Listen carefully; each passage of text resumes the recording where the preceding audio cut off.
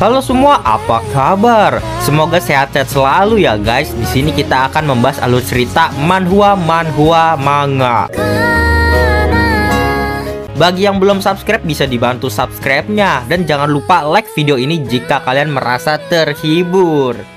Aku juga ingin mengucapkan terima kasih untuk yang sudah join atau gabung ke membership channel ini. Walaupun hanya 5.000 sebulan, tetapi sangat membantu perkembangan channel ini yang sering terkena dolar kuning. Dan jika ada yang mau mengapresiasi lebih ke channel ini, kalian bisa sawer. Link sawernya ada di deskripsi. Terima kasih banyak. Kali ini Mimin akan membahas komik alur baru yang berjudul Hiro Telah Kembali. Kali ini menceritakan tentang seseorang yang terserap masuk ke dunia isekai, namun hidupnya jadi berantakan dan penuh dramatis. Kita langsung saja masuk ke alurnya. Diperlihatkan di tengah malam di kota Seoul ada seorang yang berjalan di sana, dan lampu hijau pun menunjukkan arah 17 detik lagi. Sudah 1 tahun sejak aku telah hidup dalam kehidupan yang normal dan menarik. Orang itu pun berjalan di tengah Seoul,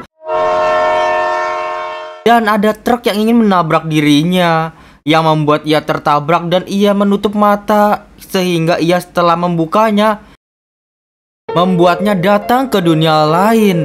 Dunia ini penuh dengan misteri. Pada awalnya aku menangis begitu banyak dan ingin melarikan diri dari sini. Tapi setelah melihat sesuatu yang membuatku memiliki pengharapan untuk bisa kembali, aku menyesuaikan diriku pada dunia ini. Di dunia ini dalam medan perang di mana banyak sekali orang-orang mati. Aku mencoba untuk menyeimbangkan apa yang rekanku lakukan dengan keadilan. Secara samar-samar aku mempelajari tentang keberanian dan pertemanan, yang dimana tidak aku ketahui saat aku hanya seorang manusia biasa. Diperlihatkan sang hero menyesuaikan dirinya di dunia baru ini.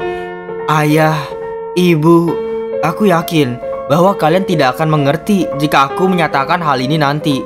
Tapi aku telah menjadi lebih kuat sekarang. Lalu sang hero membunuh banyak sekali monster di dunia itu. Terdapat orang-orang yang semakin mengandalkan diriku sekarang. Ya, di suatu kejadian ada momen tak terlupakan. Tidak, kumohon, kata sang hero yang memegang wanita di sana. Terlihat rekan wanitanya meninggal pada saat ini. Rekan wanita itu hanya bisa berkata dalam kematian, yakinlah untuk bisa menang, hero. Dan wanita itu dikuburkan. Aku kehilangan banyak, tapi juga mendapatkan banyak hal. Tapi aku bangkit lebih banyak daripada jumlah yang aku jatuh. Lalu diperlihatkan hero menulis catatan di sebuah kertas. Pada akhirnya, ya akhirnya untuk tahun perjalanan ini sudah di depan mata. Akhirnya aku bisa kembali. Terlihat hero duduk di depan sebuah gerbang yang sangat besar. Ada yang memanggil dirinya. Hero, apakah kamu sudah siap? Aku tidak tahu apa gunanya untuk menulis surat ini yang tidak bisa kukirimkan ke siapapun. Tapi tolong berdoalah untukku. Ketika hero membuka gerbang itu, supaya Raja Iblis dapat dikalahkan dan aku bisa kembali ke duniaku sebelumnya. Mohon doakan aku.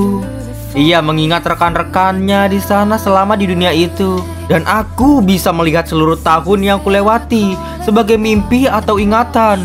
Rekanku sudah memanggilku, jadi aku akan berhenti menulis sekarang. Ia pun masuk ke dalam gerbang itu, dan ia berkata, aku akan berjumpa denganmu ketika aku kembali dari anakmu yang merindukan keluarga dan kehidupan sebelumnya. Diperlihatkan ada sosok yang sangat kuat. Dia adalah Raja Iblis di dunia ini. Raja Iblis itu ingin dilawan oleh sang hero yang bernama Kim Min Soo. Diperlihatkan lonceng berbunyi di tower. Semua orang pun bersorak-sorai. Selamat kepada hero, ia telah membunuh Raja Iblis. Dunia kita sudah bebas sekarang. Si Kim Min Soo disoraki oleh orang-orang sebagai hero di dunia ini. Ia pun berpesta dalam kerajaannya. Rasa dari arah kerajaan memang berbeda ya. Namun terlihat Kim Min Soo di sana diam saja, tidak berbicara.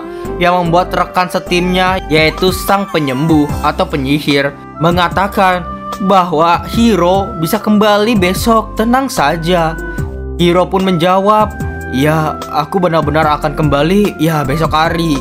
Aku tidak menyangka bahwa hari ini akan tiba sejak aku pertama kali datang ke sini. Rekan wanitanya pun menjawab, kamu menangis begitu kencang saat kamu pertama kali ke sini. Kerja bagus ya, kamu sudah melakukan yang terbaik di sini. Ya, jangan begitu khawatir tentang esok ya. Namun, Kim Min-soo atau Hiro menangis. Aku sangat merindukan keluarga dan teman-temanku. Mereka semua pun bersorak-sorai. Ini sedikit memalukan rupanya. Kalian punya hubungan seperti itu ya? Apakah kamu punya pertimbangan lain untuk tinggal di tempat ini saja? Iya, itu benar kata peri kecil. Kamu tidak harus kembali, bukan? Namun rekan perempuannya menjawab bahwa sang Hiro telah lama merindukan keluarganya di tempat tinggal asalnya. Jangan kalian mengatakan hal seperti itu lagi.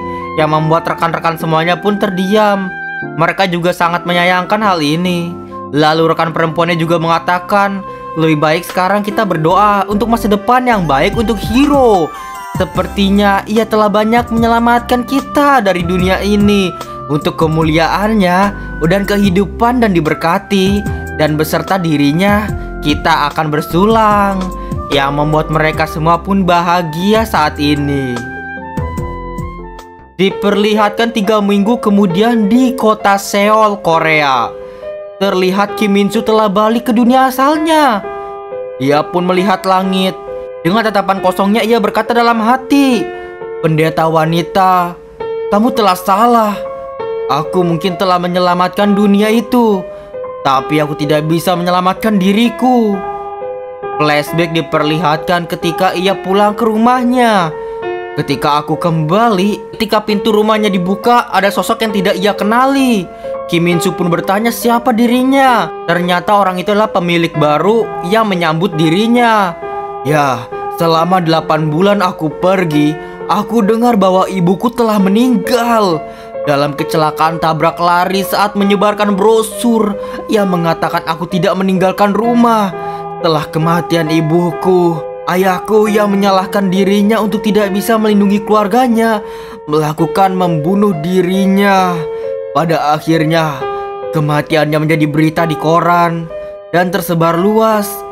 Laporan kehilangan tentang diriku hanya tertinggal pada ujung berita saja. Diperlihatkan Kim Min-soo menangis di sana, melihat abu dari ayah dan ibu yang telah meninggal, yang dimana ditinggalkan oleh dirinya 8 bulan ketika ia tidak ada di dunia ini. Polisi menganggap dirinya sebagai remaja yang hilang. Diperlihatkan di suatu sekolah. Berani sekali kau meminta pengeluaran dirimu dari sekolah untuk dibatalkan. Terlihat ia dimarahi oleh gurunya, dan sekolahku memutuskan untuk mengeluarkan diriku. Gurunya pun juga berkata lagi, jika kau ingin menebus dosamu terhadap orang tuamu, bersiaplah untuk ujian kelulusannya. Hidup yang benar, dasar kau berandalan. Aku menjadi lelaki itu yang tidak cocok dengan teman-temanku. Diperlihatkan temannya datang kepada Kim Min-soo. Temannya meminta maaf karena ibunya telah bilang kepada dirinya untuk tidak berteman lagi kepada Kim Min-soo. Temannya juga berkata lagi pula dirinya sudah mencapai tingkat akhir SMA dan sudah berpikir untuk ke universitas. Kim Min-soo yang mendengar hal itu sangat termenung. Temannya pun memohon maaf untuk meninggalkan dirinya. Tidak ada yang benar-benar mau menolongku, kata hati Kim Min-soo. Terlihat Kim Min-soo ditampar oleh seseorang. Aku menjadi anak yang dianggap pengganggu untuk keluarga dari orang tuaku. Diperlihatkan adik kakak saudara dari keluarganya itu memukuli Kim Min-soo. Adikku menjadi mati karena ulahmu. Apa kau masih manusia? Kemana saja kau telah pergi? Kau bahkan tidak menelpon orang tuamu, membiarkannya untuk mati. Adikku telah mati karenamu. Ternyata ia adalah adik dari orang tua Kim Min-soo. Om dan tantenya pun mengatakan Kim Min-soo ini adalah bajingan dan juga harus mati, dan sekarang pergi jika tidak ingin mati. Yah, tantenya juga berkata, jika kamu tidak ingin mendapatkan perlakuan seperti ini lagi, pergilah dan jangan kembali lagi. Kamulah alasan keluarga kami menjadi ikutan bangkrut saat ini. Kim Min-soo tidak punya tempat tinggal lagi. Ia pun hanya tinggal di jalanan. sebatang kara yang tidur di atas kursi. Dilihat oleh beberapa anak kecil, Kim Min So hanya bisa berkata dalam hati kecil, kami hanya keluarga biasa, kami tidak punya uang yang tersisa. Kim Min So terbangun dan merogoh kantongnya, mengeluarkan uang receh. Bukan hanya uang yang tidak aku punyai, tetapi aku tidak punya keluarga juga, tidak punya gelar, tidak punya masa depan, dan tidak punya kehidupan sosial. Dan aku tidaklah ada di sini. Ya, apakah ini sebuah mimpi? Apakah ini hanya mimpi buruk untuk diriku? Sepertinya Kim Min So mulai menggila. Sebenarnya aku telah menyelamatkan dunia, pikir Kim Min So. Dan Kim Min So melihat orang-orang keramaian di sana. Aku menyelamatkan banyak sekali nyawa orang-orang di saat mereka membutuhkan diriku. Aku mempertaruhkan hidupku untuk bisa kembali ke dunia ini. Tapi mengapa aku telah ditelantarkan di sini? Terlihat Kim Min So yang berjalan-jalan menabrak satu orang. Orang ditabrak itu sangatlah marah. Dasar brengsek, ngapain kau beri di tengah jalan begini? Namun seorang wanita tertawa melihatnya. Hahaha, si berandalan ini, kau benar-benar memulai ribut ya? Hentikan saja, ia sudah kelihatan sebagai pecundang. Ternyata wanita itu adalah pacar dari si pria besar itu. Ya, itu benar sih. Anggap saja ya kamu sedang beruntung. Aku akan membiarkanmu pergi karena pacarku melihatmu sebagai hal yang lucu. Kim Min So pun bertanya, mengapa kamu tidak sedih? Keherananlah pria besar itu. Apa maksudnya? Kim Min So bertanya lagi, apa kamu tidak sedih karena kamu tidak menyelamatkan dunia? Terlihat pria besar itu pun marah. Apa yang kamu katakan, dasar bocah? Namun Kim Min So tetap melanjutkan perkataannya lagi. Aku ingat apa yang aku ingin lakukan. Aku ingin semua orang merasakan apa yang aku rasakan sekarang. Terlihat pria besar itu menjambak Kim Min So. Apa yang sedang anak sekolah bacotin gak jelas sekali sih. Apa mulutmu ingin kurobek di sini? Tetapi Kim Min So berkata dan berteriak, jawab panggilanku, pedang duran. Dan membuat pacar ceweknya pun tertawa terbahak-bahak. Ia juga berkata, pecundang ini lucu sekali. Benar-benar lucu, seolah seorang wibu yang lagi masuk ke dalam cerita. Tetapi si pria besar itu tertebas oleh pedang yang sangat besar, itu pedang duran, yang membuat wanita itu sangatlah terkejut melihatnya. Ia pun sangat histeris melihat pacarnya yang begitu remuk dan tidak berbentuk lagi di depan matanya. Seketika ternyata Kim Min So menangis. Ia berhasil memanggil pedang duran dari dunia isekai menuju Seoul. Ya, itu benar. Bersedihlah. Tidak adil jika hanya aku saja yang bersedih di dunia ini. Akulah sang hero. Aku seharusnya orang terakhir yang bersedih. Aku adalah sang hero. Dan ia pun mengangkat pedangnya itu memakai armornya. Seharusnya aku dihargai di sini.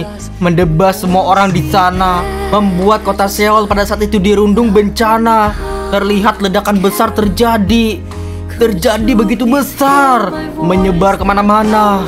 Hero yang telah menyelamatkan dunia dan mereka hidup bahagia selamanya. Itulah seharusnya yang menjadi akhirnya dariku. Dan terlihat kota Seoul sebagian hancur di tangan Kim Min So, sang hero. Kota Seoul, daerah Kangseo, hancur tak tersisa. 3 minggu setelah amukan hero, daerah pinggir provinsi Gyeonggi, terlihat banyak sekali mobil yang macet di sana. Semua orang berpikir tidaknya hari kiamat datang sekali saja. Entah karena ada perang nuklir, bencana alam, atau zombie apokalips. Diperlihatkan di dalam mobil ada seorang anak yang bernama Jung-soo Park. Anak itu pun ternyata bersama keluarganya pergi untuk kabur dari bencana itu. Macetnya parah sekali, kata ibunya. Kita bahkan tidak bergerak sama sekali. Terlihat ada seorang anak kecil yang menangis. Kak, kemana kita akan pergi? Dan mengapa kita meninggalkan ayah? Diperlihatkan di SMS. Ayahnya itu menjawab, kita bertemu di Busan, pergi ke arah selatan ya. Dan Jung-soo Park berkata pada adiknya, Kita pasti akan bertemu ayah lagi. Ketika sudah sampai, cobalah untuk mengusap air matamu, oke? Lagi pula ibu sedang menyetir. Namun, tidak ada yang menyangka bahwa dunia akan berakhir seperti ini. Diperlihatkan ada tentara di sana. Perhatian semuanya, Hiro ada di belakang kita dan dengan cepat mendekati kita. Kita tidak punya waktu lagi yang tersisa. Semuanya sekarang harus melanjutkan perjalanan dengan kaki. Semuanya, mohon untuk tinggalkan kendaraan kalian dan melanjutkan dengan perjalanan kaki dengan tertib. Mohon ikuti instruksi tentara dan polisi kali ini. Diperlihatkan ibu dari Jungsu Park pun berkata, Jungsu, pastikan ya untuk tetap menjaga Dabin. Tidak mungkin kita bisa kembali jika kita sampai terpisah. Jungsu Park ditugaskan untuk menjaga adiknya yang bernama Dabin. Dan terlihat tentara berkata lagi, aku akan mengumumkan sekali lagi, Sang Hiro dengan cepat sedang mendekati area ini. Tetapi ada mobil yang menabrak dirinya dari langit, membuat dirinya hancur berkeping-keping. Dan semua orang yang melihatnya pun terkejut. Dia langsung hancur dan mati. Dan semuanya menjadi chaos dan kacau. Dunia sedang menuju kehancuran oleh Hiro. Semua orang pun berlari dari kebakaran itu, menyelamatkan dirinya masing-masing. Terlihat Dabin berlari dan ia pun berteriak, kakak, kumohon pelan-pelan sedikit. Pada akhirnya Jungsu Park menggendong Dabin adiknya. Dabin, pegangan dengan erat ya. Kamu bisa terluka jika sampai terjatuh. Dan terlihat mereka pun pergi bersama-sama dengan orang-orang banyak. Namun ada Sang Hiro Kim Min-so yang datang juga di sana. Kim Min-so melihat mereka semua. Namun ternyata Kim Min-so berada di atas jembatan. Ia melihat ke bawah dan melihat banyak sekali orang yang turun dari mobil. Terlihat dari atas jembatan, Sang Hiro melihat mereka semua yang berlarian.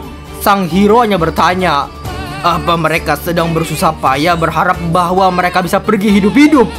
Menjijikan sekali. Aku sangat jijik pada mereka yang percaya bisa pergi dari sini hidup-hidup ketika semua orang di sekitar sedang sekarat. Lebih baik aku bunuh saja mereka semua. Dan Sang Hiro turun ke bawah. Diperlihatkan Jungsu Park menggendong Dabin. Dan terlihat ada seorang yang menyenggol dirinya, yang membuat boneka Dabin terlempar dari tangannya. Dabin pun berkata, kakak, Baninya jatuh ke dalam bawah mobil. Dabin, sekarang bukan saatnya untuk itu. Namun Dabin tetap berteriak, ayah membelikan boneka itu untukku. Ketika Jungsu Park pun flashback pada saat ulang tahun Dabin ke-6. Ayahnya pulang dari tempat pekerjaannya, memberikan boneka kelinci itu kepada Dabin. Boneka itu diterima oleh Dabin dengan sangat senangnya. Pemberian oleh ayahnya. Melihat Dabin yang menangis, Jungsu Park pun menduduki Dabin di atas mobil orang. Dan Jungsu Park pun bertanya, mobil yang mana yang dimasuki boneka itu? Itu kakak, mobil putih. Jungsu Park pun berkata pada adiknya, kamu di sini adikku. Tetap perhatikan kemana pergi nenek dan ibu pergi ya. Kita harus mengejarnya saat aku sudah mengambil bonekanya untukmu. Terlihat Jungsu Park susah payah melawan arus di sana. Dan ia sampailah di bawah dari mobil putih itu. Ia melihat ada boneka kelincinya milik Dabin adiknya. Namun Sang Hiro telah datang ke jalanan itu. Sang Hiro menebaskan pedangnya, mengangkatnya dan berkata, ayo kita bersedih bersama-sama. Dan diperlihatkan Jungsu Park telah berhasil mengambil boneka Dabin. Tetapi tebasan dari Sang Hiro menebas semua orang tanpa tersisa satupun, menghasilkan ledakan yang cukup besar. Ketika Jungsu Park mengambil boneka dari Dabin, ia melihat kehancuran di depan matanya. Dan ia tidak percaya yang terjadi sekarang ini. Ia mencari adiknya Dabin. Ia mencari ibunya pergi kemana. Dan mencari neneknya yang tidak terlihat. Ketika ia melihat ada tangan anak kecil, yaitu tangan Dabin. Ketika ia menggeser batu yang ada di sana, ia tidak percaya. Ia pun sambil berteriak Dabin, Dabin, dan melihat tidak ada tubuh Dabin di sana. Yang tersisa hanya telapak tangan dan juga sepatunya yang terbang. Dabin. Terlihat Jungsu Park menjadi frustasi. Ia ditinggalkan oleh keluarganya seorang diri. Dan Sang Hiro berjalan ke arah dirinya. Sang Hiro berkata, kau punya mata yang bagus. Dan Jungsu Park bertanya, apakah kau sang hero? Ya, mata itu, mata untuk seorang yang telah kehilangan segalanya. Mereka terlihat seperti mataku, mata tanpa adanya harapan atau mimpi masa depan. Dunia menjadi gelap gulita. Ada suara, "Hero, hero, bangunlah. Hero, mohon sadarlah." Ada seorang wanita penyihir di depan matanya. Syukurlah sang hero telah kembali sadar. Rupanya dia adalah Jungsu Park yang ditarik ke dunia isekai. Dan ia melewati perjalanan isekai yang sama dengan Kim Min So kali ini. Dan aku menjadi hero, sesuatu yang sangat aku benci. Dan itulah untuk part kali ini. Terima kasih teman-teman yang telah support channel ini, teman-teman yang telah tertarik untuk mengklik video ini. Bagaimana tentang komik dan alur baru ini? Mimin sih sangat dramatis tentang komik ini.